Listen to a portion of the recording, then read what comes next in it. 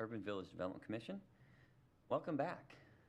It's been about a year since we were here last. I know. And I think the first order of business, as I call this meeting to order, is to introduce our new commission members. We're obviously missing a few of our veteran members here tonight due to travel and so forth, but I want to first welcome Ann Finney, who's moved from an alternate position to a permanent position. So thank you for your service so far. And then Joy Lewis, she's our other regular member. And let's also welcome Essie Hicks. She's a new alternate member. So welcome to the commission. You're in for a fun ride. Right, David? Sure. And unfortunately, we don't have your nameplates yet since the appointments just happened a week or so ago, but they're in production. Great, thanks. So the first order of business beyond that is the approval of minutes. If we can all turn the clock way back to May 6, 2014. I don't know if everybody had a chance to look at the meeting minutes, but are there any comments or questions or edits that you want to dig out of the memory bank and change? I've forgotten everything. So. Okay. It has been a year. Has been a year, okay. So I need a motion to approve the minutes as they are. Motion and seconded. All approved? I mean, all in favor, rather? All opposed? Okay. Let's move on. So tonight, looks like we're going to get some updates and some conversation going about Talus and Urban Village updates. So, Lucy? Actually, we're going to start Jennifer R. Jennifer, Woods. We actually sorry. have two Jennifer Woodses. Oh, yeah? So this is Jennifer R. Woods, in case you're ever trying to reach her, and she's going We'll to remember be our that as president. our Jennifer. Or JR. She is from Texas. Okay. Grew up down the street from South Fork Ranch. It's appropriate. Again, my name is Jennifer Woods. I'm an associate planner with the Development Services Department. I'm here to give you an analysis of what is known as the Talus view mitigation. So, and I meant to start off by saying, even though it wasn't on the agenda, we totally intend for there to be public comment available for this and other items. So I just wanted to make that point. So let me get to the presentation. All right. So one of the questions that's probably going to come up tonight is, what is the purpose of this analysis? The development agreement requires it, and basically the requirements were identified as environmental mitigation in the EIS, or the Environmental Impact Statement, for the development way back in 1999. And so what we're doing here today is the visual character evaluation. So the analysis has been conducted from 2003 to 2006, also in 2008 and 2014 last year. Years not shown indicates the lack of accessibility and or development activity. So either it wasn't constructed yet and you couldn't get to it. So there's going to be, and I'll go kind of run through how the slides and the photos are set up too, so that you kind of get an understanding of how they've been portrayed.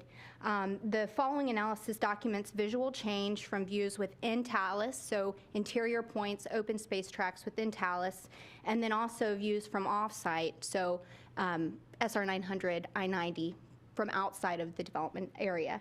At the end of the presentation, we will identify recommended action items and update you about the action items that were reported way back when this was last done in 2008, for those of you that were here.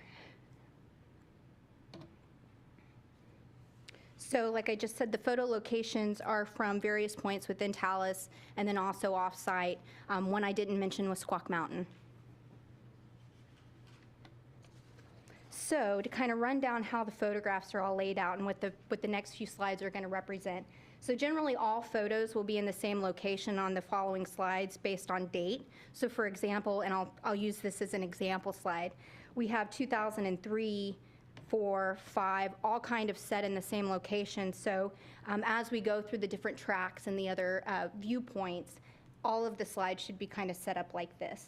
And additionally, in the center of the map, in the center of the slide, there's a map that shows the orientation that the picture was taken from and the general location. So the little red arrow and the red circle is that. So to kind of start going through this particular slide, this is of Tract E, which is the very, very front of the development. As you can see, 2003, 2004, 2005, there were relatively small new plants there. 2006, you can see in the background the construction of Timber Ridge, and 2008, and this was last year. So the trees have really, really filled in since then. So this is from Talus Drive. So this was 2004, so this means that there wasn't a picture taken in 2003. But 2004, 2005, 2006, 2008, and then 2014. And the biggest difference here, if you look over in the distance at Tract E, you can tell how much the trees have grown in.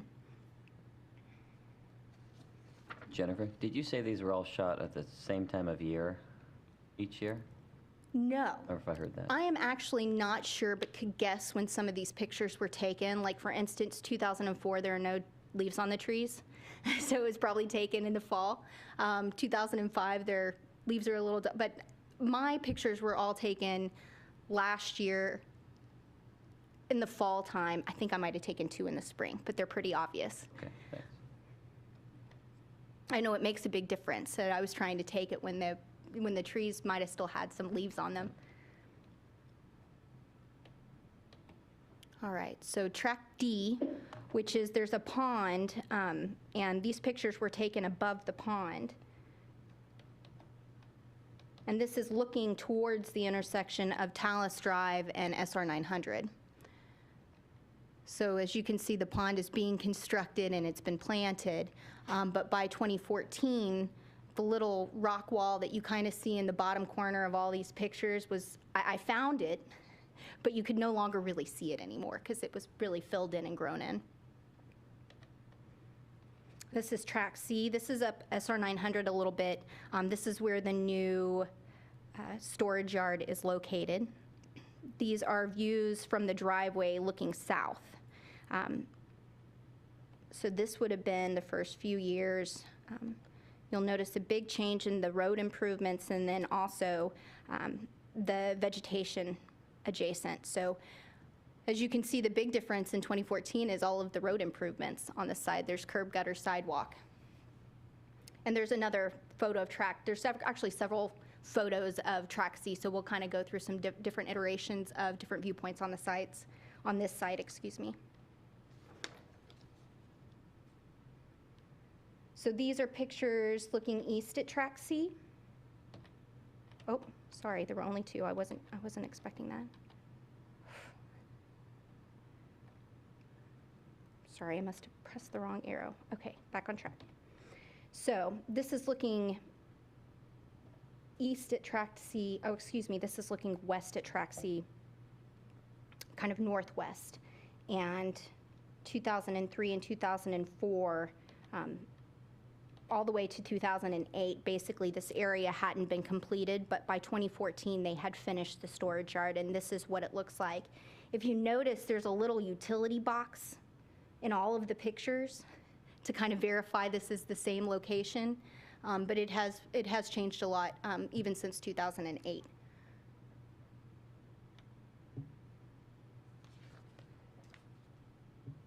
So this is 5C, parcel 5C. There's an open space tract in between parcels 5A and 5C. If you'll notice, they're kind of in the northerly part of the development. So from 2003, basically the only development was at the bottom part of the hill or on the right side of the trail. But by 2008, the upper side of that hill had been developed and the trail had been maintained, is probably a good way to put it. So that's what it looks like as of 2014. So this is parcel 5C2. This is a view of the same trail looking northeast. And, sorry, the trail, this is the same trail and the same development on either side of the trail, on the low side of the hill, on the top side of the hill. So it's it's basically in the same condition as the last slide. So parcels 5A and 5C, this is up in that open space tract a little more northerly.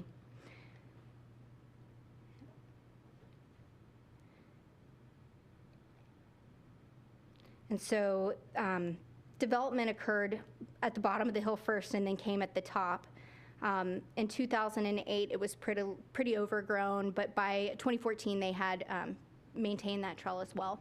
And so that's what it looks like today.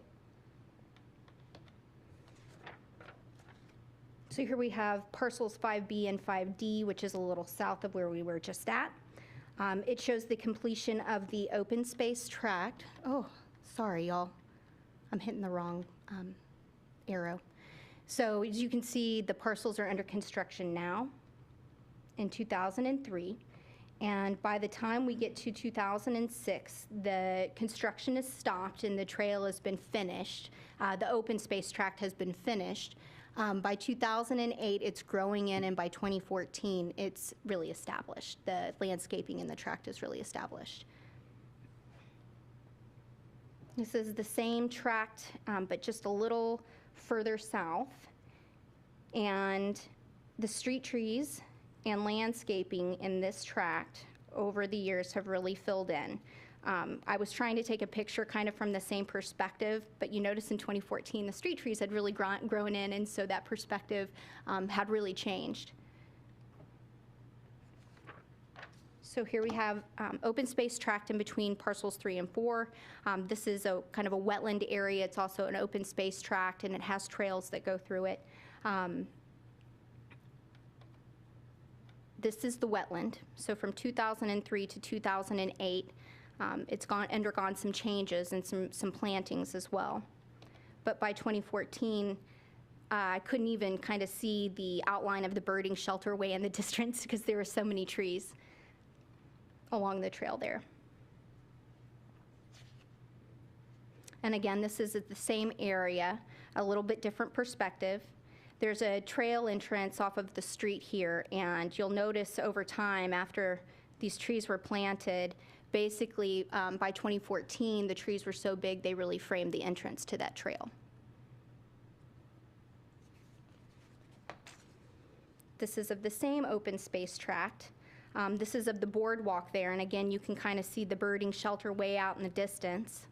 By 2014, though, you can see the amount of growth that's occurred in the wetland, and the little wetland sign is way back there behind the tree.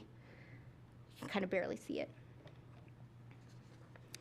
So this is open space tracts adjacent to parcels 5C.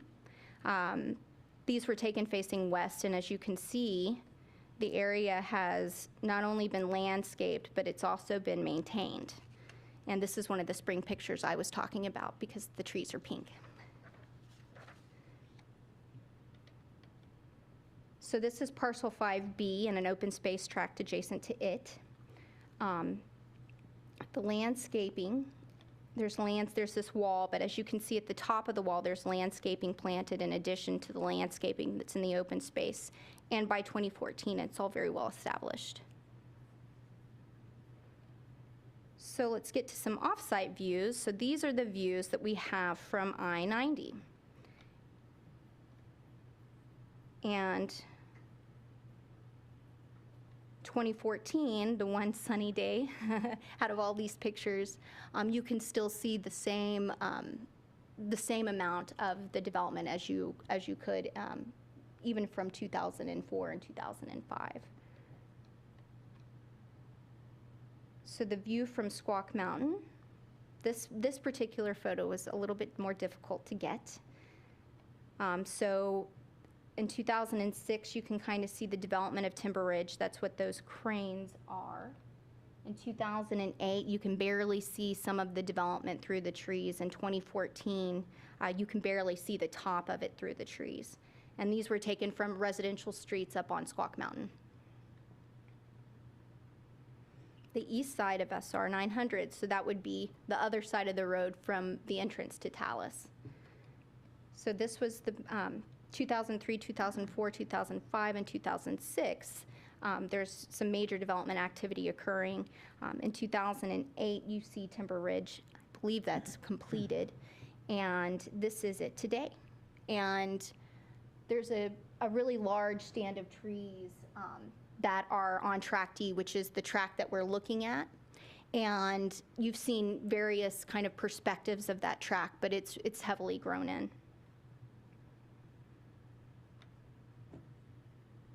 So, what were the action items from 2008, which was the last analysis that was done? They include invasive species plant removal, and that's been ongoing. And with the TriMet campus, it's an office development that was going to go in. They were required to plant 100 evergreen trees, but since that development hasn't occurred yet, that's still a pending condition that needs to be applied to that development when it does finally occur. And so what are our action items for 2014? So as you know, Talus parcels 7, 8, and 9 went through Development Commission, UVDC not too long ago, or a year ago, maybe. And so they're going to be relocating a reservoir with that. And so the color palette's going to be approved by the designated official when we get that building permit in. So that is going to be something that we need to do when that building permit comes in. Additionally, the HOA in Talus has been developing a landscape master plan, and they've told us that they've planned that to be completed by mid-year. Oh, excuse me, sorry. And we also need to convey, we being staff, need to convey the view mitigation elements to the Talus ARC when parcels 7 and 8 are being reviewed by them, or before they're being reviewed by them. So that's the end of my presentation. I am here for any questions that you may have, and any questions you have about my photos. I didn't take the previous photos from 03, 04. I only took the ones for 2014, so I can kind of only answer to those, but I can try to tell you where information about other pictures. Thank you, Jennifer. Thank you.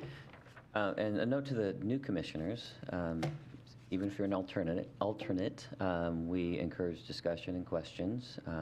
Everybody's opinion matters. If we get to a vote, which we're not doing tonight, we won't have alternates voting, but you can always be part of the discussion, and we encourage everybody to participate. So, does anybody have any questions for Jennifer at this time? On the One? Yes, go ahead. Could you? This doesn't- You're on, yeah. It's always on. Yeah. Okay. Could you tell me what kind of trees are growing up in the wetlands? What I saw was a mixture of I think it was birch or alder. It's probably birch because it was very near the actual boardwalk. But it was there were a lot of evergreens. I mean, there were deciduous trees, but I think the majority of baby trees that I saw, or trees that had been planted, were evergreens. Okay. So, and just to add on to what Jennifer said, the wetland was in a degraded state, and that was part of the mitigation for the project. There was work done to enhance and refurbish the wetland. But of course, over time, this project started more than 10 years ago. Over time, I'm sure there's been a lot of succession plants, so alders would be a logical plant to see coming in at the rate, and we're certainly seeing them throughout the project. Thank you. Pat? Could I have you please? Thank you. Please go back one slide. You had mentioned that development had not yet started to date. Is there an established timeline as to when development would start, would be question one. And if not, is there a condition in place which would require planting until X time? So I'm going to go through, that's sort of my update piece. And I only say that just because I'll have an aerial that will make it a little easier to understand where that is. The tree planting is associated with the development, so it's going to be a question of when development happens on that parcel, integrating those trees into that development. Okay. So I don't think it would happen before then, although, again, there have been a lot of volunteer trees that have grown up on that site in the meantime. Okay. Great, thank you. So I just have a question about the overall mitigation.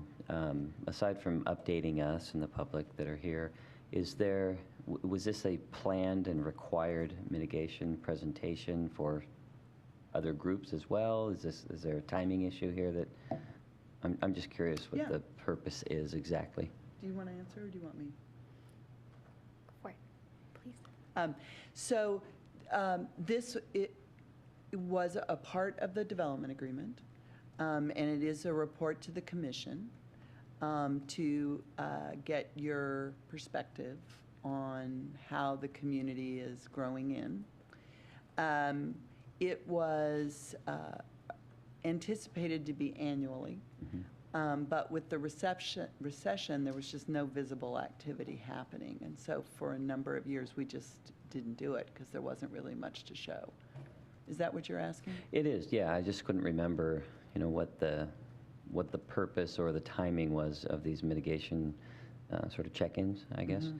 And and who's watching for this, who's looking for this, and those people that are concerned about it, are they happy with the way things have been have developed and Well, progressed? I think, so I better understand your question. I think part of this is that all the development agreements are a partnership between the city and the master developer. And at some point, the master developer does not have a very active role or may have almost no role, even though the development agreement is still in effect. And there is an ARC, whether under the master developer or under the homeowners association. And I think part of the goal of this check-in was to make sure it was an opportunity to kind of coordinate that partnership, that this is a fairly visible community, and that's partly why the offsite it's not just internally, but offsite. And it's to see if from a landscape, architecture, and lighting perspective, there are concerns. And so it's really to get that sort of community citizenry perspective on how the project's growing in. Okay. I'm curious, can I interject? Is the HOA responsible for the maintenance? You mentioned the landscape. We've seen the landscaping's been updated over the last 10 years. Does that fall under the HOA? It depends. I mean, in the public areas, it is the HOA's responsibility. On larger pieces of private property, those entities maintain their own landscape. Actually, that was my question as well. Who is responsible for making sure that the plantings stay viable over time? Because you can plant something and next year it might be gone. So who's going to replace it?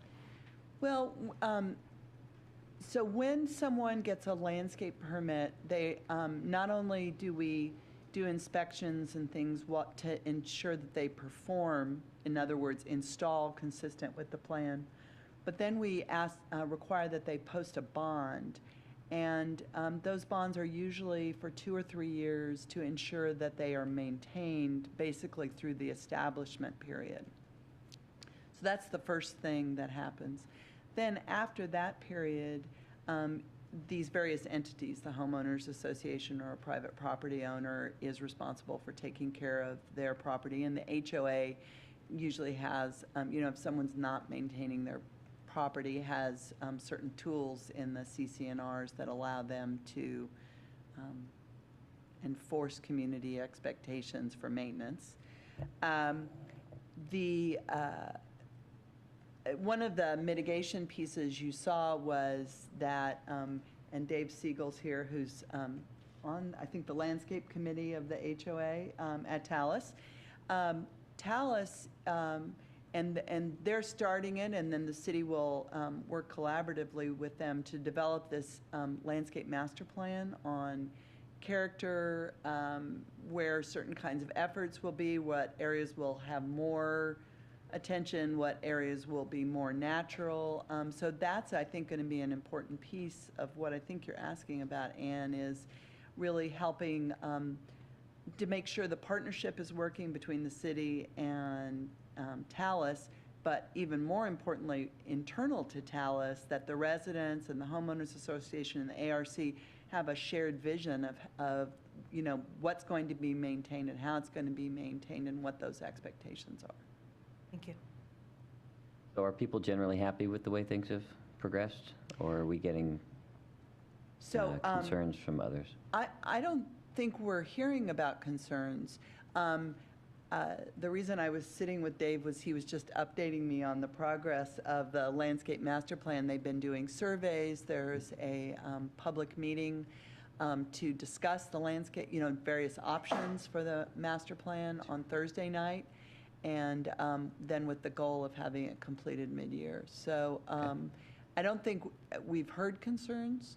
I think in preparing for this presentation, it sort of refreshed our memory of some of the EIS, color palette and other things. So we want to have a conversation with the Architectural Review Committee to make sure, we're all using the same tools the same way. But not because we have a concern, but just to make sure we don't lose sight of pieces we may not touch very often. Okay, thanks. Any other questions? Did you want to open up to public comment now for this piece? I think since it's fresh. So let's go ahead and do that. We'll open up for public comment. If you, is there a sign-up sheet? It's actually right out here. Oh, we do have one. So is there anybody that would like to speak this evening on this topic? Looks like we have a taker.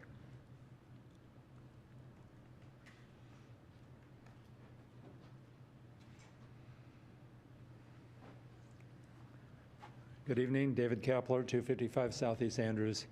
When I saw this agenda, I was a little concerned when it mentions Talus and potential tree removal and tree cutting. There was quite a controversy a year ago with that, and I've strongly disagreed with the city's interpretation of the view allowances for cutting of trees in the open space for views. My involvement with the East Village on Cougar Mountain goes back to the 1970s, actually. And so I got a lot of interest in making sure that Talus is what I was hoping it would be. There's some little concern was mentioned about 7 and 8, but I'm concerned about the downslope on 9, how that is being covered, what potential cutting of trees on the east of 9 of the big pink wall, which is not very visible right now, but will again be visible in the wintertime because it's almost all deciduous trees below it. So, the wall is limited in its height, but they put it on top of 20 feet of fill in some places, or 15 feet of fill at least. So even though the wall itself is shorter, it's put on fill, so it's highly, highly visible.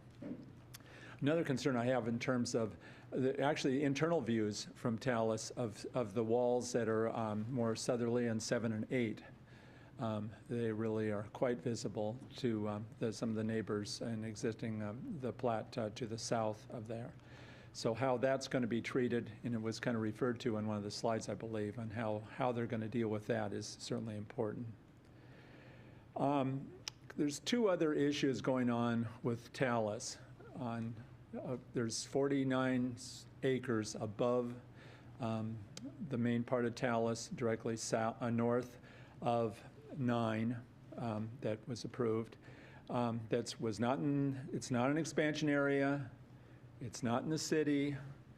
Apparently there are no easements for roads and access to it. It was all purchased on speculation with no promises of water, sewer, or even access. And there's an effort now to bring that into Talus, whether by annexation or in the county and allowing access through there. And there's some back and forth on that. That's a real concern to me and Issaquah Trails Club and to the community, which has been enduring tremendous amount of noise and trucking and all going on to make the 7, 8, and 9 happen. It's unbelievable the bedrock that they're working on to develop lots in 9. You really should see it. The other issue with Talus is at the northern part, there's been a sign there from early on warning people that, and some people would see as a plus, some would see it as a disaster for what would happen in the road in front of their home, that they could be developing the road through Harvey Manning Park down to Newport. The sign has been invisible for quite a while here because of a hedge grown directly in front of it that blocked the sign. So I don't think people know that. Directly north of Talus right now, not an expansion area, but in the city, an annexed area, there are ribbons of survey ribbons, wetland designation ribbons, and creek corridor designation ribbons all through that property. So there's anticipation of potential development and that road. And so that would be an issue for that community that will need to go through a very thorough public process, which hopefully you'll be part of that. All right. That's the main thing. Thank you. Thank you, David. Anybody else like to speak at this time on this particular topic? Talus. Please state your name and your address. Thank you. My name is Ken Eastman. I am a resident of Talus, and I live at 2473 Northwest Stony Creek Drive in the Bridges neighborhood. I guess it's been a year since you met, but the impact of a year ago has been felt significantly by the community with the development of parcels 7, 8, and 9. The construction activity has been incredibly active on the hill. 22,000 cubic yards of topsoil need to be taken off the hill, which explains the tandem dump trucks that start at 7 in the morning and end at 6 at night, 6 days a week, along with an incessant street sweeper that follows along behind them. I realize that that's water over the dam. The decision was made for all of the reasons, but I do want to convey to the commission the fact that development does have impact to the people that live in the community. We live with that noise and the dust and the mud every day. There's only one way into Talus, and the development of 7, 8, and 9 have to go right through the heart of our community. About half of the residents of the community are within a stone's throw of that traffic. We've had a previous speaker talk about the parcels on the north side of the community, and those are parcels that would have a route that would go right through the center of the north side of the community, involve even more people. I would just ask that if and when this commission gets involved in those decisions about further development of Talus, that you would take into consideration the fact that the residents are extremely impacted by this. And I understand balancing the property rights of people to develop their land, but I would also ask that you consider the impact to the people that reside in that community, to the noise, the traffic, huge trucks coming in and out all hours of the day, and our quality of life. I haven't met a resident of Talus yet that thinks further development is a good idea for the community. Thanks. Thank you, Mr. Eastman. Anyone else?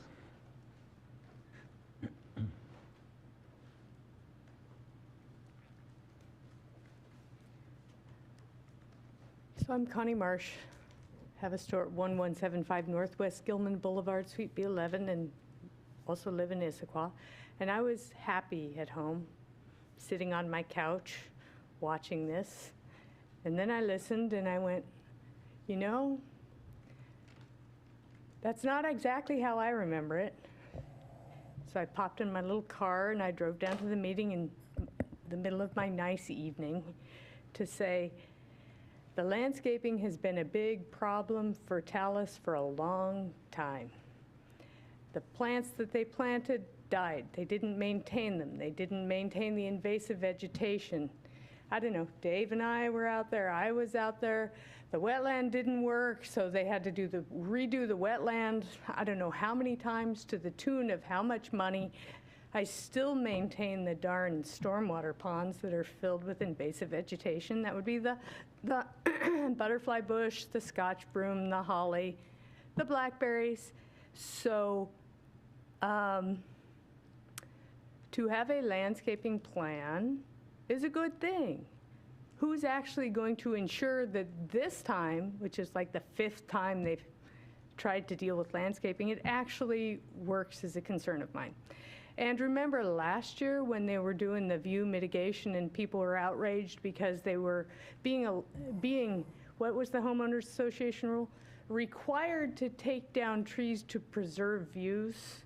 And the city said, yeah, okay, we can do that. That goes, and Lucy's about ready to scream at me the way I was screaming at home at the TV, because I'm taking that pretty loosely. There was a large conversation about what was and what was not possible. But if you go to Squawk Mountain when the leaves are off the trees, you can see that new cut like crazy. And the, I don't know, 40-foot pink wall is this exposed edge across the hill that actually does impact hiking on Tiger, people who live on Squawk. You can see it from across the valley. And then to allow view corridors out of Talus, irrespective of potentially the views into Talus, seems to fly in the face of the intent of Talus in protecting it, the views from the valley floor.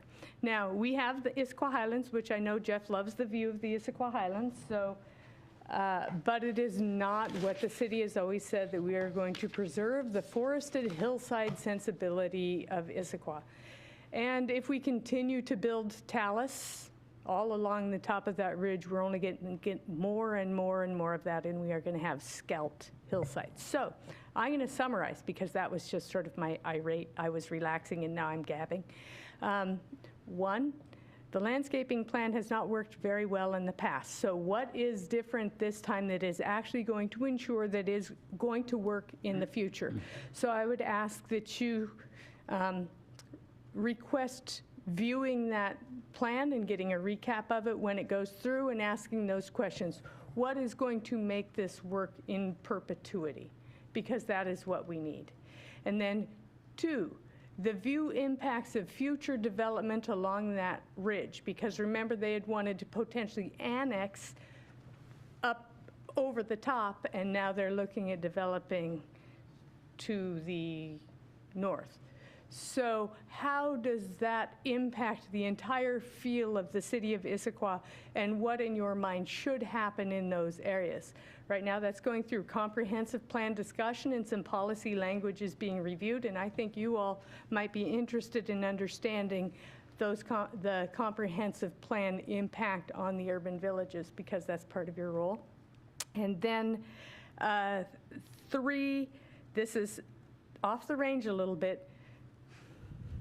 Do we want more urban villages or expansion of urban villages in the city of Issaquah, or do we want to try to congeal the city of Issaquah in one sort of more unified, this is Issaquah, it is not Issaquah Highlands, it is not Talus, but it is Issaquah with communities?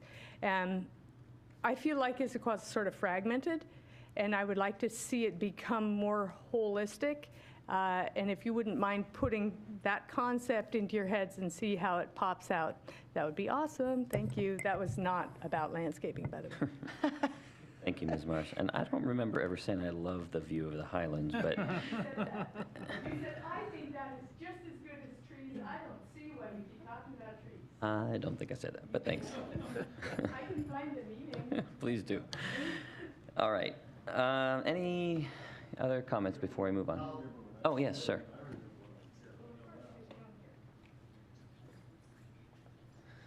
Dave Siegel, 593 Alpine Ridge Place Northwest, resident of Talus. Can I just ask, I'm sorry, David, let me just interrupt. Can everyone who's talked at some point sign the sheet so that we have that record, please? Thank you. Please continue. Of course. I'm the chairman of the landscape committee that was formed a couple years ago when the homeowners association was handed from the developers over to the residents of Talus. So it's been a little bit of a process in its infancy. It's a large community. There's a lot to deal with. There was a litany of issues presented, fires that had to be put out kind of at the onset, but we soon came about preparing a landscape master plan for Talus. The landscape master plan that we're preparing encompasses the common elements that are the responsibility of the Talus Homeowners Association. So not everything within Talus, the commercial areas and some of the other areas, they have their own association or whatnot. But for the most part, and a lot of the items that were presented in the presentation are in the purvey. We're also bringing in parcel 7, 8, and 9. Their common elements, and within our landscape master plan, the treatment of the common areas for 7, 8, and 9 will be a part of the master plan. We've hired a landscape architect who has done this a time or two. We went through a RFQ process to secure the most qualified landscape architect that we could. And we've prepared a survey which helps bring the community into the process. And just for your information, we are working clearly within the confines of the development agreement. And I think it's 13C or something is where basically the palette as prepared in the original development agreement and worked out with the city of Issaquah is in there. So we're obviously working within that. We're trying to look at things like conservation of water, native plantings where we can, less maintenance if necessary, a number of those items. And so the survey we made for the community, which will be at which will be presented and discussed at the open house on Thursday at the fire station for the residents.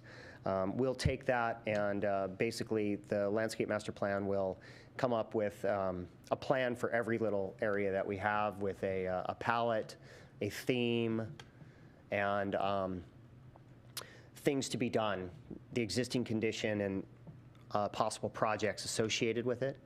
And of the projects associated with each element that we address, they will be prioritized. We plan to work very interactively with the city of Issaquah.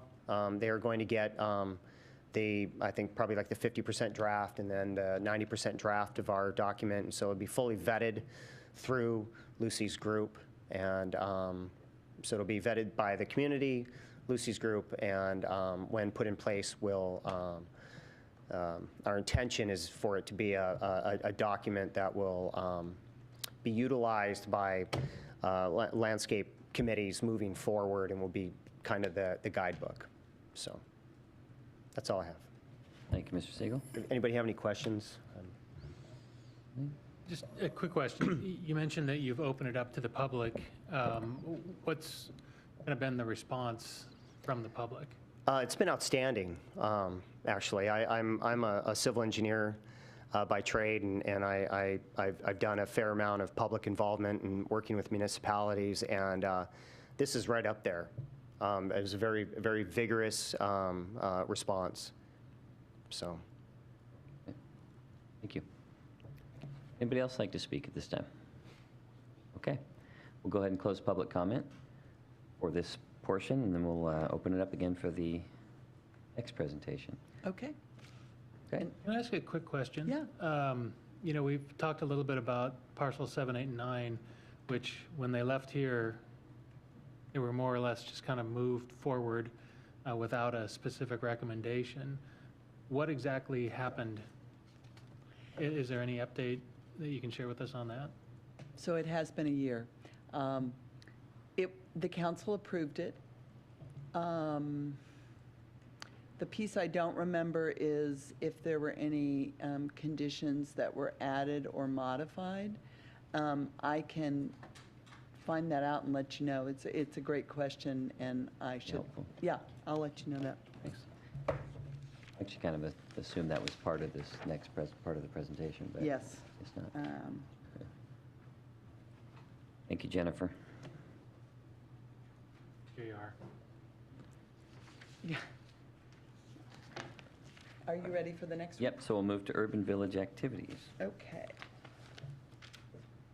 Fairly vague, I'm not sure what to expect here.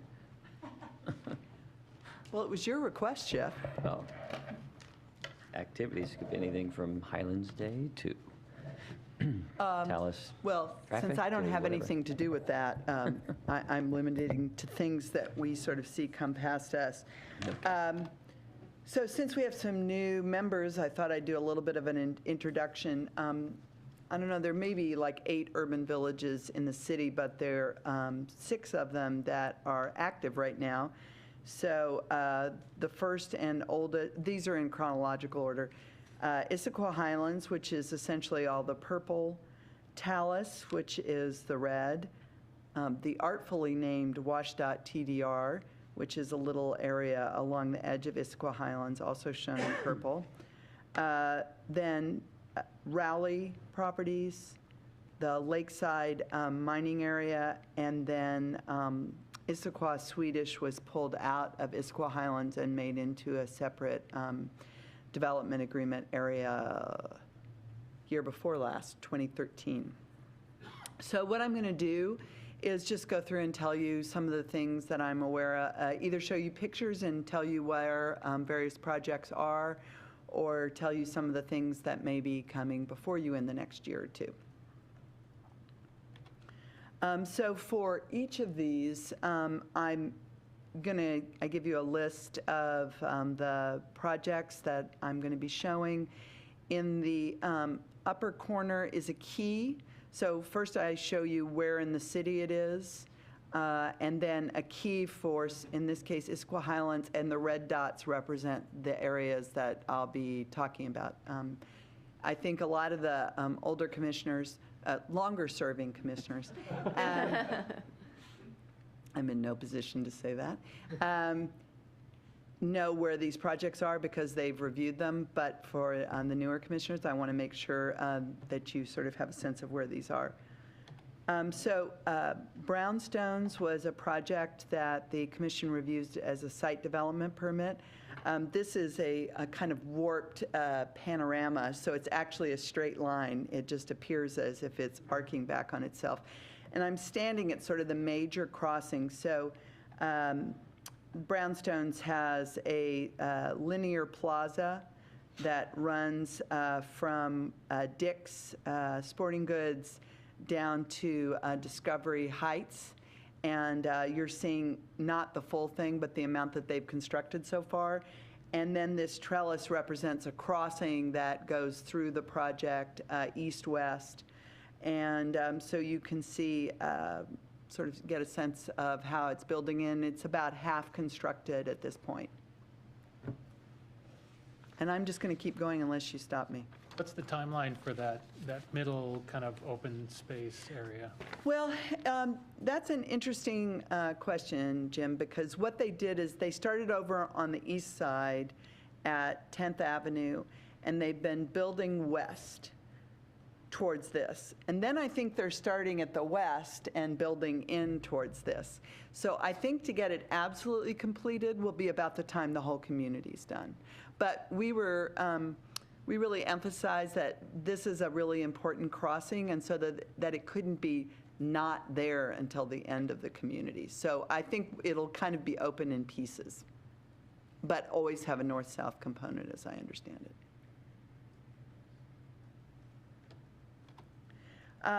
Next is Discovery West. Devco is the builder, and you can see the edge of Phase 1. Discovery West is their third phase. It is, you can see that this was taken in March, and the carriage units along the edge are much more complete than they show in this photo. But you can see that the buildings, the tall buildings, are essentially complete, and the carriage units are fairly far along at this point, and they're expecting initial occupancy in July. Question? Who owns the property, the land between, on the east side of High Street? I think that's High Street. Oh, along here? To the east? So- Highlands Drive. So this is Highlands Drive. Oh, you mean over here? Yes, who owns that? The city does. space? Is there, just out of curiosity, is there any opportunity to plant any trees in that space? So there are trees planted in that space. They are growing up. I think it's partly that the wall is fairly large, so it kind of dwarfs the trees that were planted as part of, there were some planted in association with Phase 1, so those have been in place for maybe 3 or 4 years. And I think that there are some other ones. There was a planting plan that I believe included trees along there. It looks and has looked quite sparse for several years now. I'm just wondering if there's any opportunity that there could be some movement there to bring something to life in that space. Okay? Thank you. Yeah, thank you. Could I ask an informational question? Sure. How can we find the planting plan and view it? So, those are all public documents. You could, probably the best thing would be to email us ahead and have someone pull the drawings, and you could come in and view them. That would probably be the best way to. Would they have a list of the types of trees that have been planted there? Right, so the planting plan would have a symbol for each, excuse me, each type of tree, and so then you could see that on the plans. Okay, great, thank you. As some of you are aware, there was an on-call bus service that was added along Park Drive. These maps are a little hard to read. This is the Issaquah Highlands Park and Ride. So this is the June 2015 plan that is connecting the Park and Ride to the rest of the Route 200 bus. What this map doesn't show is that there is an on-call service that extends east along Park Drive, I think to about, well, I guess pretty much all the way along Park Drive. There are fixed stops, though, so there's one at 15th approximately and one at 25th approximately. And by on-call, you can make appointments by calling a number during peak hours. I think it's 3 hours in the morning and 3 hours in the afternoon to have the bus stop at either of those fixed stops along Park Drive. And the intent was to improve the connection to the Park and Ride for residents of Issaquah Highlands. I think it also, I know it also continues to Swedish. So again, there are fixed stops at Swedish, and it again connects it to the Park and Ride. We've been working this year to provide not on-call, but full Route 200 bus service to Swedish. So you'll see in March 2016, this is Swedish, the loop, Discovery, 7th, Blakely, 8th, and then Highlands Drive and 9th Avenue, and the Park and Ride is up here. So next March, there will be, from Swedish all the way through the city, a bus loop. That was part of that discussion for this, with Swedish, right? Was Swedish in that discussion? No, when we were having the discussion about Swedish, Yes. we were talking about that particular route. Right, with the and that has development been agreement, right, there was, they were interested in it, we were interested in trying to figure out a good way to sort of capture that partnership intent. And I think we were all pleasantly surprised when we were able to make this happen so soon. And Lucy, what's been the utilization so far? Of the route that comes up Park Drive, I actually don't know. I should have asked that today. I didn't think of it when I was preparing. I can find out and let you know.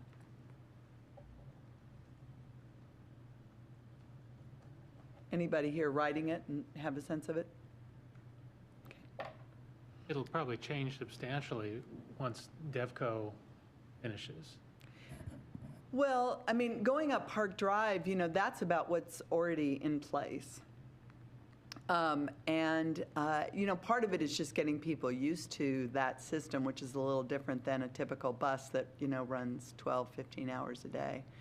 I did ask when I saw Metro a couple of months ago, I did ask, but it was not very many months after it had started. And so I don't know that they had numbers on it yet. But I'll follow up and find out.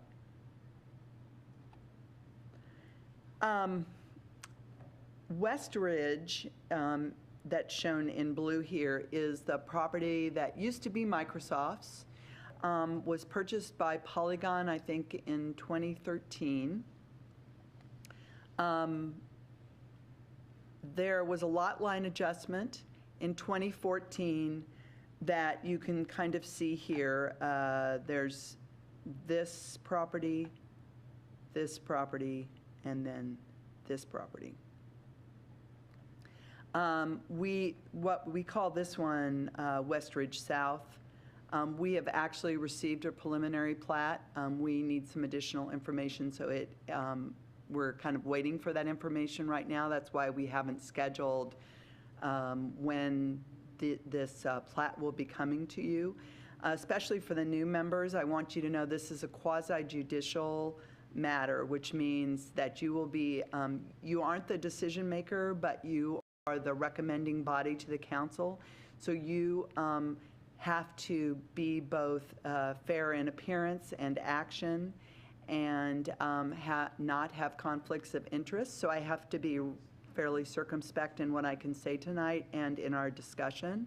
But I did want you to know that this southern piece will likely be coming to you later this year. The northern piece may also be coming later this year or early next year. We're not as far along in our discussions with them. Lucy, I'm sorry, that northern piece you just referenced? This one? Yeah, so can you refresh our memories on or tell us, since I don't think I know, what the lot line adjustment meant exactly? Oh, okay. Thank you for asking. So a preliminary plat subdivides property. So you have one parcel and you're breaking it into 10 lots or 100 lots or whatever. And then there's also an administrative version of that called a short plat when you're only breaking something into 4 or fewer lots. A lot line adjustment, you do not break any, you're not subdividing property, you're just moving property lines around. So they had 3 pieces of property and they adjusted the property lines and still have 3 pieces of property. And did it change the use or anything? No. Okay. No. That's my bigger concern. It's no zoning changes. It really is just the size and shape of the parcels. Okay, thank you. Why was that desirable? Microsoft had the property set up in a way that made sense for them. When Polygon bought this, they, I believe, were still Polygon. Since then, Lion Homes out of California, I believe that's their name, bought Polygon. They're still called Polygon up here. And 2 of these parcels, this parcel and this parcel, went to Lion Homes, or to Polygon, but the one that's related to Lion Homes. And this parcel went to a related company that's, I believe, called the Shelter Group. So by adjusting those, they were changing ownerships and establishing parcels that made sense for how they thought they were going to move forward with development. And the zoning on all three of those? Is urban village. All urban Nothing has changed. They are under the Issaquah Highlands Development Agreement, and their zoning is the same, and the rules are the same. Right, but so where can residential be developed? Okay, so every property in Issaquah Highlands allows every use. So residential, commercial, retail, and recreation are allowed on every piece of property. There is certain entitlement that the master developer sells to each property owner. Microsoft had 1.2 million square feet of commercial that they owned and then went with the land to Polygon. So this is where I'm talking about entitlement. In addition, Polygon purchased 265, the remaining residential entitlement of Port Blakely. And then they also purchased 100 TDR. So TDR means transfer of development rights. So transfer of development rights is a technique that's used nationally. And what that means is if I have a piece of property, it was initially developed for preserving farmland. If I own a farm, but the land values are going up so much that I can't afford to keep it as farmland because the taxes are getting high, I could take the development rights with the jurisdiction's approval and sell them to someone else. So I permanently remove those development rights and sell them to someone else. So both the county and the city, King County and the city of Issaquah, have transfer of development right programs. So does Seattle. Lots of cities in the area do. So for instance, when Park Point, which is kind of over near the high school, was set aside as permanent open space, a certain amount of development rights were taken off of it and then used to set up the WASH.TDR area, which I'll show you in just a minute. Some of those, but not all of that development rights were put onto the WASH.TDR area. So there's some of those around, and banks possess them, cities possess them. Sometimes it's a negotiated price, sometimes it's a fixed price. Lakeside Development Agreement depends on TDRs in the future to be able to completely build their community.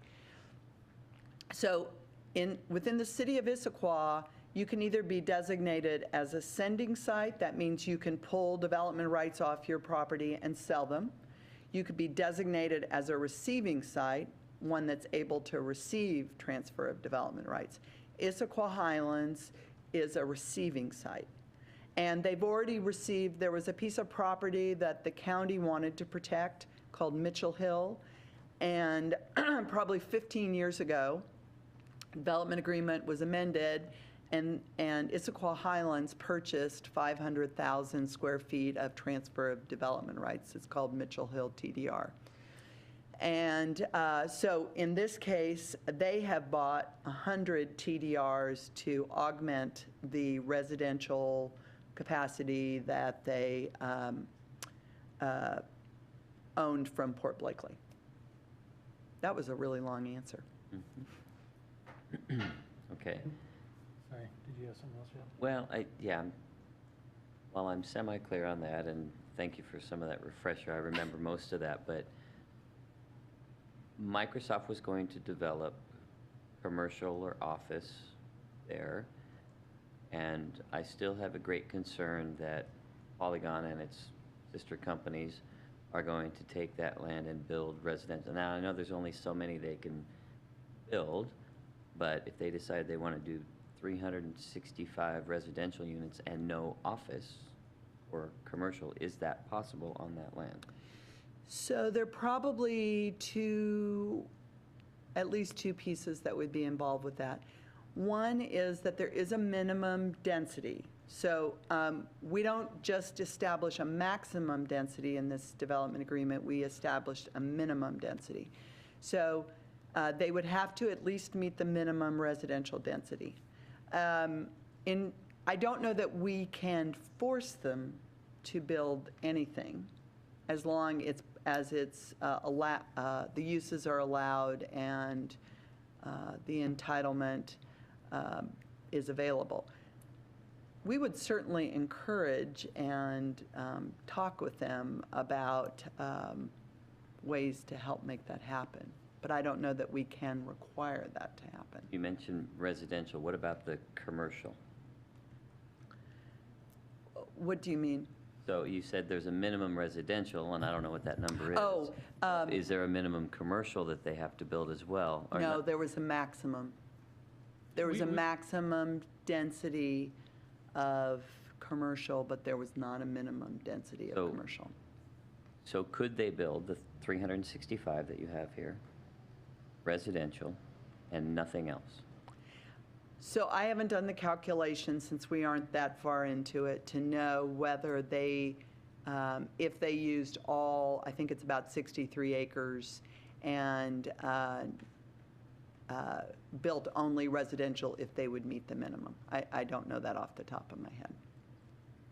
And the residential units, are they actual units, or are they, it's a term we use, it's been so long now, ERUs? ERUs are for converting between equivalent residential units. So they convert residential to commercial or vice versa. And so there was a portion, here's I think what you're getting at, Jeff. There was a portion of the original Issaquah Highlands entitlement that could be converted from commercial to residential. That has taken place. These are not convertible commercial. Okay, so that was part of my question. The other was 365 single-family homes or 365 condo units, right? They're just 365 residential units. So it doesn't matter the type or the size or No, anything like that? the things like meeting the minimum density or being under the maximum density would impact what kind of, or at least the number of dwelling units per acre. But it's just a dwelling unit. So an apartment, a townhouse, a condo, a single-family home are all just one residential unit relative to this entitlement. All right, sorry to beat this dead horse, but I just want to understand, because I'm still not clear, and maybe if you could do the calculation at some point off, away from this meeting, obviously, and let us know. I still have in my mind, both from the spirit of what we were trying to do with this community and with what I understand is, and what Microsoft was going to do and what I understand, I think I still want to see there is that there is something other than just residential on those parcels, on those pieces of land. So I want to understand if it's possible that that they could not build anything other than residential. So I just want to let you know that I am happy to have that conversation, but it will need to be within the context of the permit with the applicant in the room at an advertised public activity. Even just factual information, like can they proceed in building on that without any commercial or non-residential? That would, to me, would seem like a factual yes or no. Am I wrong about that? So I don't have a minimum commercial requirement. And if they were able to meet the minimum residential development on this number of acres, I don't know that we could require them to build any commercial.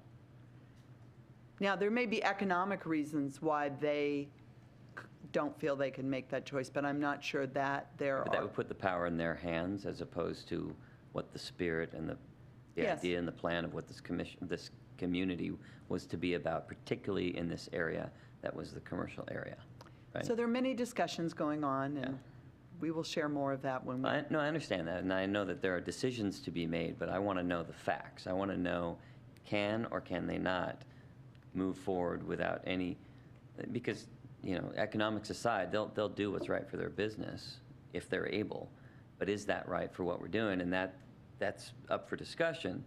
But if they can, and they will make that decision for their own benefit, then we have no recourse whatsoever. And I want to understand that at some point. Okay. Thank you. Lucy, I have a quick question to Jeff's point, but you mentioned these parcels coming up at the end of the year. Between now and then, at what point are we able to kind of ask these questions? Are we presented with that master site plan once it's already formulated, or how are we able to get more information kind of as they're formulating their process? Sure. So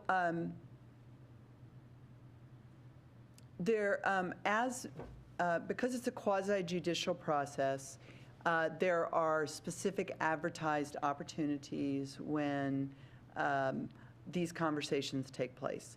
So when we have gotten all the information that we have requested that we feel is necessary to make a recommendation, we will write a staff report.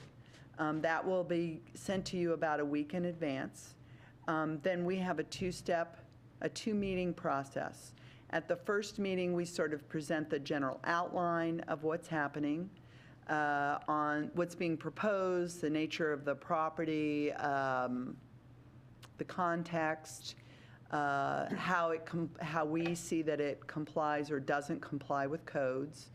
The applicant will make a presentation. Then the commission and the public ask lots of questions or identify potential concerns. So at this point, you're still waiting for information to be able to even compile your staff report? Right. Okay, thank you. Two quick things. First of all, everything up there in the northwest quadrant, that's all lakeside, to clarify. This up here? Yeah, Yeah. okay.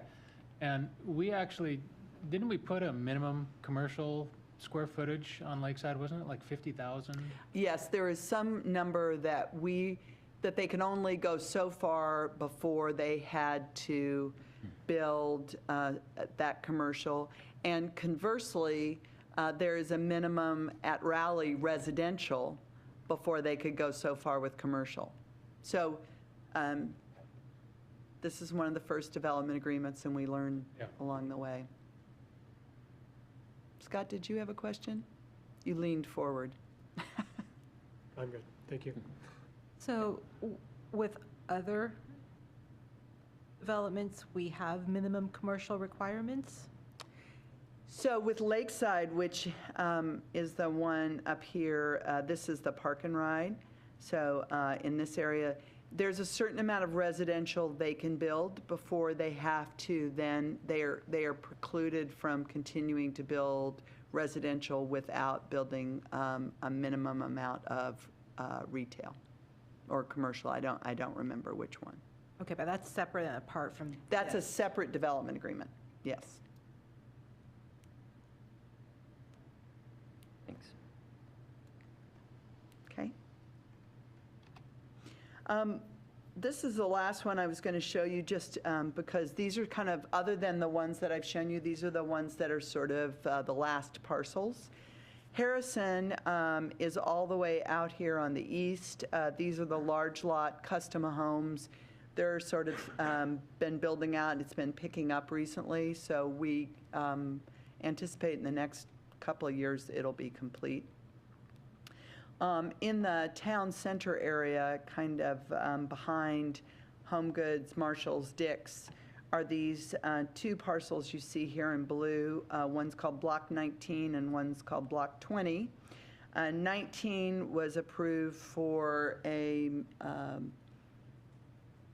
multifamily. I mean, I think it was actually, they anticipated apartments, one building of apartments and one building of condo.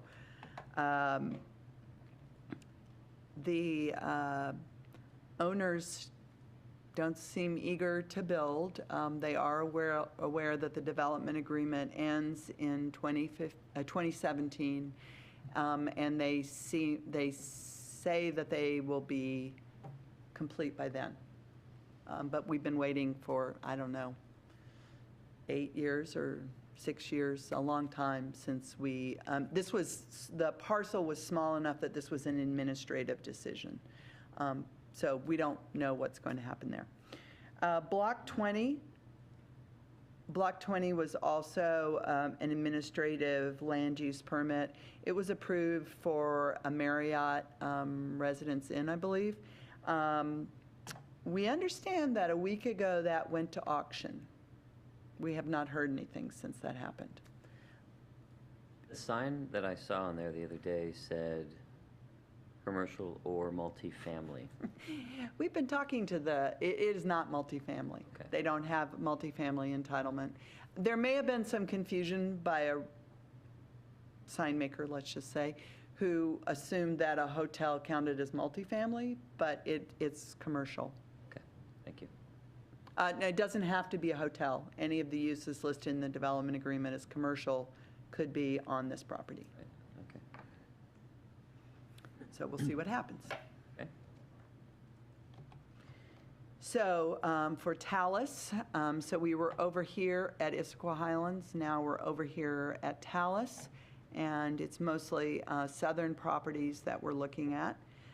The first one I wanted to show you was Timber Ridge. So it's over here. This is from the south looking north. This is the existing building. They are building phase 2. As you may have read in the Sunday paper a couple of weeks ago, they were using drones to take construction photos, and I got the benefit of them. So they are building kind of at several different sites around the building. This area, which I believe is like an auditorium, is on this piece of grass. This area here is the main addition of residences, which is on this green area. This is the green space to the south, and this is Copper Ridge over here that you're seeing in this part of the photo. And in this picture, you can kind of see the white down here is, I believe, where they have removed the siding and are building an addition on top of this building.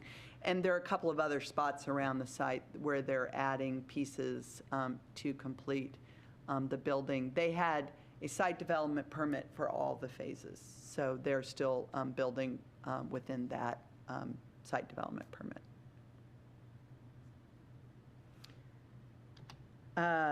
Parcel 789, this is 7, this is 8, and this is 9.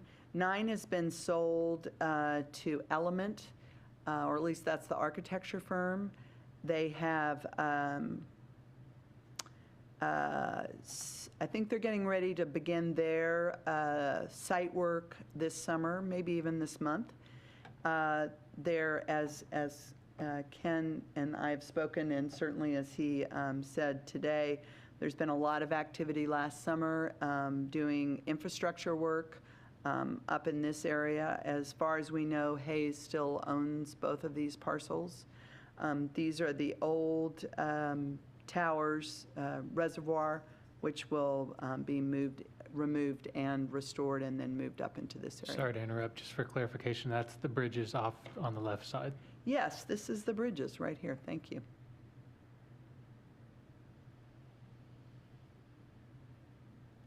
Okay. Another project that I believe is just beginning construction is at the corner of Shybear Way and Talus Drive. We called it Parcel 16-1. It's at kind of, those Copper Ridge that I was showing you. This is Timber Ridge. Copper Ridge is a townhouse project here. And this is kind of a little corner piece that was being developed separately. We've gone through 3 or 4 land use permits over the years, all by Intercorp as they explored different kinds of projects to put on that property. So this is the site plan with Talus Drive and Shybear Way. There is a plaza here. The lower level of this building and these 2 buildings will have retail in it. And this elevation is this elevation, looking out onto the plaza. And then the upper level of these buildings could be offices or could be residences until the market builds for offices. So I assume LW is live-work units. That's what they call them. We do not call them that. Okay, I'm just confused because retail is retail and live-work is a different Right. situation. So one of the things that we did is require that the lower unit be a separate entity from the upper unit. So you could own just the business here, or you could own both and live upstairs and be downstairs, which might be a traditional live-work configuration, but you are not requiring that it be a live-work configuration. Thank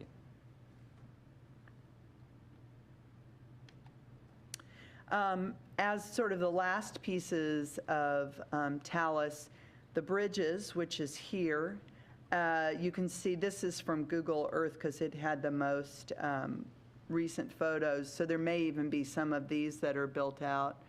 I'm looking at Jennifer because she's been reviewing all the building permits. She was guessing there were maybe 20 lots that were left to build on. So you can see it's just this very tip that remains. And then the other piece that has not been developed is what we call 17B, which there was a site development permit in 2007 and 2008 that a group called TriMet developed. They have, as you're able to do, extended it each year. So as long as the development agreement is in effect, they can extend their land use permit. It's for a 500,000 square foot office complex. They were working to get the FAA. They were trying to vie for an FAA headquarters that was being located in the region. Transit was probably a big challenge for them, just given where this is located. But we hear from them periodically, talk to them periodically, so they still own the property and are still exploring what they can do with it. And when does the DA expire on that? So both Talus and Issaquah Highlands expire different points in 2017.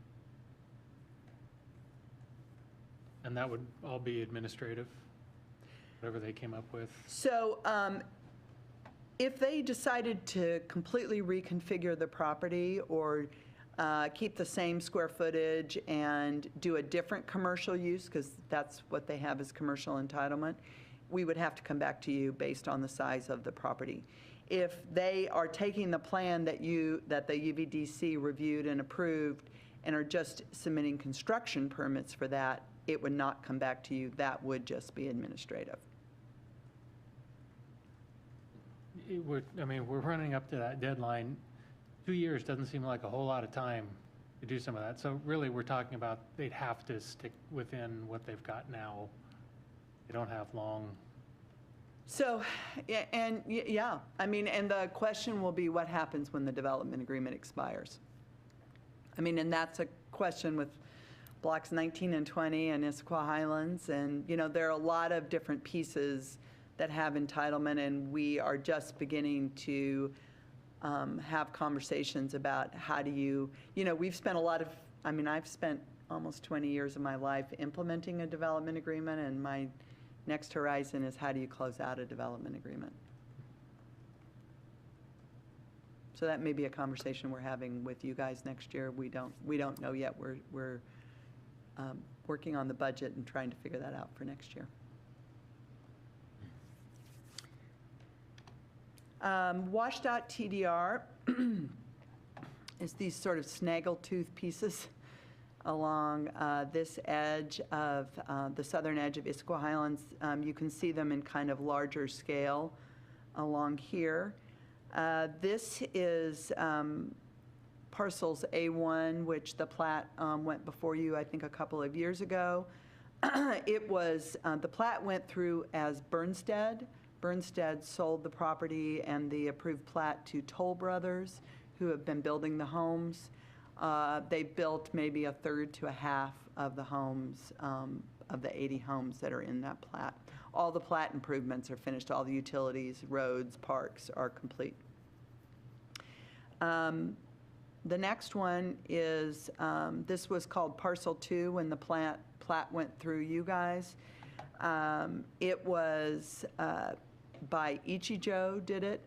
They're the same people that built Z Home and then the townhouses to the east of Z Home. They are building single-family detached homes. This is, I contacted everybody and asked if they had any current aerial photos or renderings or things to share, and Ichijo had taken this photo mainly of their solar panels from up on top of a crane, because they are 5-star built green, and I think are 30% below state energy code. So they are that's a big part of their mission, is to be very resource conserving. So that's what they've really focused on. The third piece of WashDOT TDR is Bellevue College. We periodically have conversations with them. We have not gotten the sense that the new president is ready to move on this. You may have read in the paper, I think it was a month or two ago, that Sammamish, the city of Sammamish, had made an offer on the Mars Hill campus once that they went out of, I guess not business, but they stopped operating.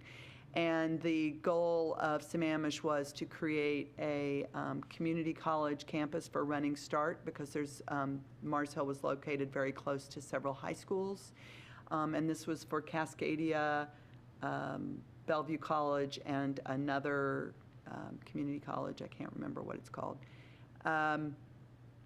And so I think for Bellevue College, that was very interesting to get a really good sense of the kinds of students that were out here, the kinds of interests they have, and begin to get a good sense of the community before they begin to move forward on implementing the site development permit that I think we did in 2013.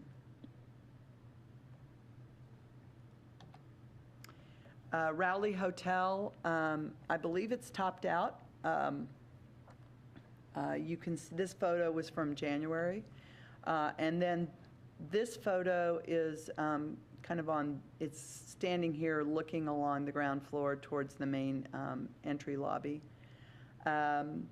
This was an administrative permit. You may remember with the Rowley Development Agreement.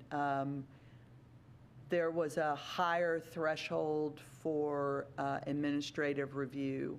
A higher level of notice was required, but it didn't come to, even a building as large as this didn't come to the commission. But they expect to be open in July this year. Issaquah Terrace, which was the east side of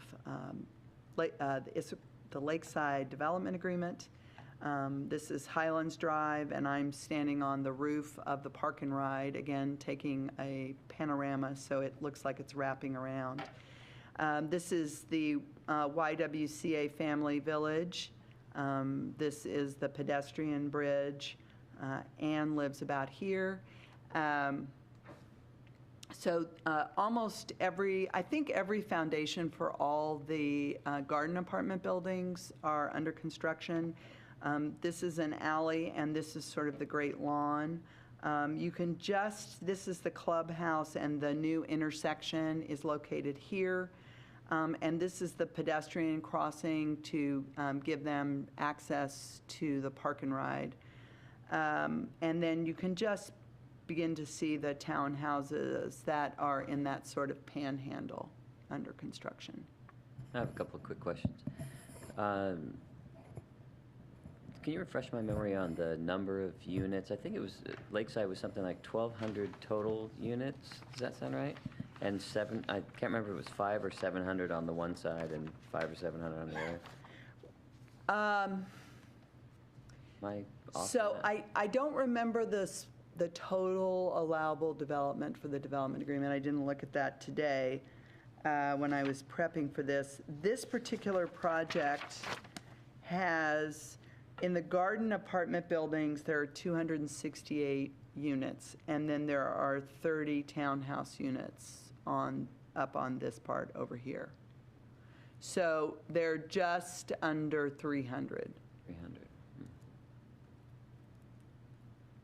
Okay, so maybe it's 300 and 900. I remember 1,200 being a number. Does that sound right to you? Okay. All right. Well, that's helpful. The other question is related to the the crossings, both the light and the pedestrian crossing. Do we know when the pedestrian, are they going to open at the same time, first of all? And do we Yes. know when that is? As soon as Metro agrees. Those signals, I believe, are ready to start being tested. They may even have been tested.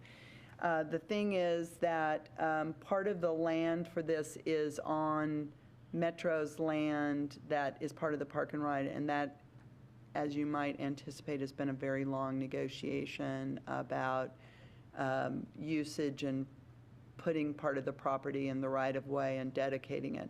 So the city is ready to go. We just have not concluded that negotiation, but I believe the final things have actually happened within the last week or two. Okay, and while I appreciate the cones or the poles that have been put Candlesticks, up yep. there, candlesticks, people don't care about those. It's a major safety hazard. I see it nearly every day. Somebody's turning out of the property and you turning around those candlesticks Oh. pretty much every day. Okay. And I don't know, I haven't spoken to the police department or anything about that, but I don't know if you could raise that concern. Okay, good to know. So just so you know, I know you and Nina contacted us. There is a limit on how many units they can get temporary certificate of occupancy before the signal's in place. Now, that doesn't change what you just said, Yeah. but they're getting very close to that limit. Okay, thank you. Any other questions? Do we have a close time frame for when those lights go in operation? Will it be in the next few months, or? So, Ann, I mean, we would have turned them on 3 months ago if we could have concluded the agreement with Metro. So I think that the piece that will probably, I shouldn't even say it that way. I know that Polygon is ready to have, all, as they finish each building, they are asking for temporary certificate of occupancy, which means that people can move in there. So at the point, they are very close to that maximum number that they can have with the use of a stop sign. So at that point, it won't, not that Polygon hasn't been helping with the negotiations with Metro, but it will be both of us there saying, let's just get this done. So it's just a very slow process with the county. So I don't know how to answer that because we're ready. Thank you. And last one, in 2013, we approved a development agreement for the blue properties for Swedish. As you may be aware, Providence and Swedish merged. And many of the people that you knew and were part of the development agreement are not as involved. Providence had their own people. And we met recently with the new Western Regional real estate guy. I don't know exactly what his title is. He lives in Issaquah Highlands, and the head of construction lives on Squawk Mountain. So that's kind of nice. Even though they're handling 3 states, they live in Issaquah. There are 2 things that we see coming up, one more quickly than the other.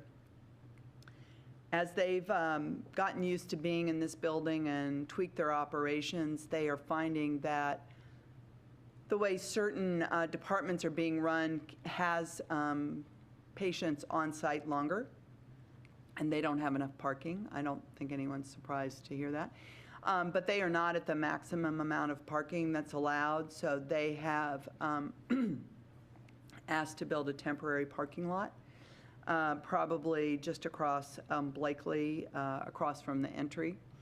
And we have said that's fine. We will put some kind of provisions in place that it is temporary. They will landscape it, but they probably won't do all the other things that we usually have a parking lot do, because that would be a building at some point in the future. They are, because we have these new people in place, they are familiarizing themselves with the development agreement and figuring out how to do a master plan. I'm mentioned to them that development, Issaquah Highlands, development agreement expired in 2017, so there would be certain activities that would be happening between now and then, and that this may be a good time while all those other things are happening to figure out what they are doing.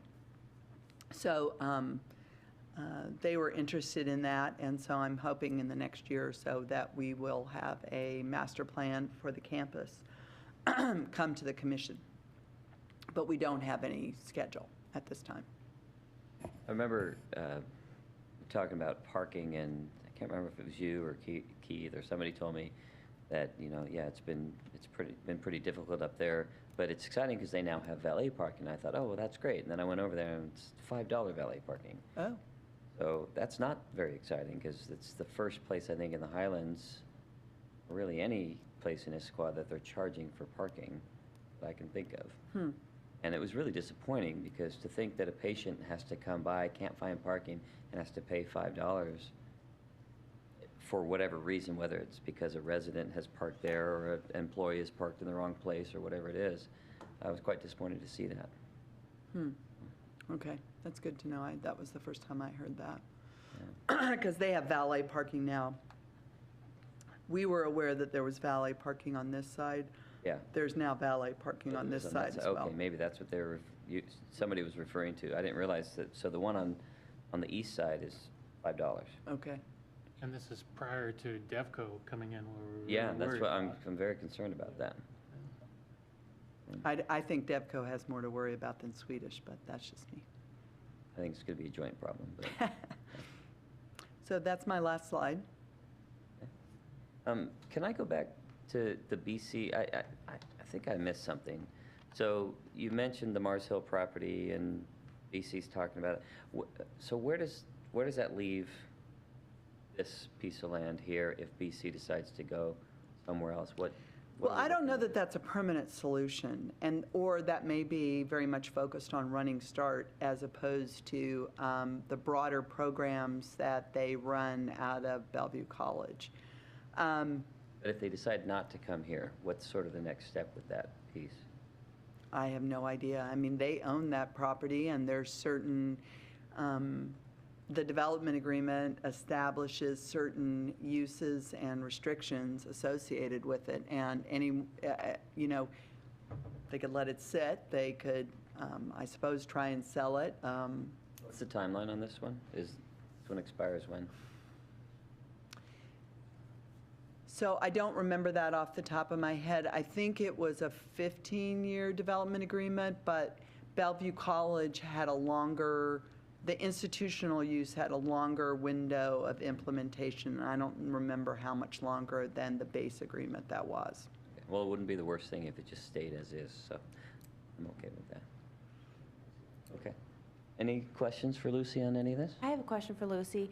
It seems like both in Talus and the Highlands, there's several properties that are pending. You mentioned with the 2017 date coming up. Is there any concern about city resources for approving these permits, monitoring activities? Is there any worry about this kind of crunch of these 2 years on the city resources with the amount of pending building that there is supposedly going to be happening? We're busy. Yeah. So, but at this point, and everything's on track that the city would be able to comply with the builders wanting to complete by the 2017 development agreements? Yeah, I mean, at this point, I don't think that we couldn't complete what's there. Now, if TriMet came in with that 500,000 square feet of office building, that might be a challenge. One of the questions that will probably come up is, for instance, if Polygon with Westridge has platted it but not built every single home, what does that mean? Those are the kinds of things that we have to understand their schedule, talk to the city attorney. That's where I just don't know all the law around ending a development agreement, and we will start studying that soon. Thanks, Lucy. Yeah, you bet. So At this time, I'd like to go ahead and open up public comment, Yep. if that's all right, and then we'll have more room for questions. Of course. Go ahead, Scott. If anybody, before that, if anybody wants to speak, go ahead and step up to the microphone. Scott's going to say something, and then we'll start with you, Connie, with you, Connie. Go ahead. Lucy, a quick follow-up question. The property to the north of Bellevue College, the open pad, I think was at one point indicated as a possible park. It is owned by the the city Parks Department. Okay. Do you have any updates? I have as not to- heard anything recently. There was some discussion when we were going through the Bellevue site development, by Bellevue College site development permit, that there might be joint venture opportunities, that they might want recreation facilities that dovetailed nicely with the Parks Department. But I have not heard anything since then. With the question mark around the property currently, is there any opportunity to move forward in some degree? I don't things? think that, I think this year the Parks Department's hands are quite full with rebuilding the pool. And I don't know that they wouldn't move forward on that pad if they saw a use that made sense for it. I don't think they're, for instance, holding it for a joint venture, for instance. Okay. But I think they've been just very focused on some of the projects that were approved through the bond. Gotcha. Great, thank you. Yep. Okay, go ahead and open up for public comment. Okay, it's Connie Marsh again. So, I guess I'll go with Swedish. My memory of the Swedish parking is that they were allowed to do flatland landscaped parking, and that was a giveaway for the parking that they did, because they were actually supposed to be doing structured parking, and that was an extra ask that then was provided. And so now, instead of going to structured parking, sort of sticks in my craw that they're being allowed more flatland parking as compared to starting to solve their problem and beginning to commit to structured parking. I went up there and it was extremely difficult to park, and it was quite the adventure. But what I was reminding myself is I need to ask the city if now it is time for them to begin their structured parking. And so I just remember, I don't know if you guys remember those conversations. So I don't know, does their additional parking come back to this committee for approval? And you don't have to, that's one question. 2, has the county taken over the land that was being negotiated between the city and the county from the WashDOT TDR? Or is that still in the county? I think it's still in the city. I don't think. Still in the city, yeah. Yeah, I don't check on it very often, but I haven't heard that anything has changed. And are there plans to keep it in the city if it's ever going to change? Okay. So then also the yard for Public Works operations just sort of sits there with, it looks like laurel surrounding it in an awful way. Is there going to be some progress or something on that? Then there was the city parcel that was logged. If you remember that, that's an acre that's just sitting there waiting for something. Do you, I'm just going to come over here so it's. Not that I'm going to be able to. Just in case anyone else at home is watching. Oh, okay. Do you mean this parcel? Yeah, that they put they logged it and then put a road through it. Yeah, that one. Any progress on that? So that, the entitlement for that property is affordable housing. And we have been talking to Arch to see what the timing, they'd like to move forward with developing that. I don't think they're ready to do that. Okay, and then there's the skateboard park under the BPA that was supposed to be put in and was provided $35,000 in order to get the skateboard park. So it's mountain not bike. skateboard, mountain bike. Thank you, Dave. We have skateboard park on the brain. Mountain bike park that was supposed to progress a few years ago. Yeah, west of the parking lot. Central Park, yeah. I'm guessing that that's wrapped up in the county not taking the property, because there was a certain portion that the city was doing, and there was a certain portion that the county was doing. Okay.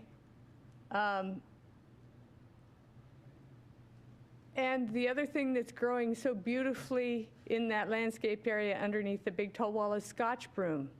So in general, it seems like we need invasive maintenance in the Highlands, not only on the used-to-be Microsoft property, but all over.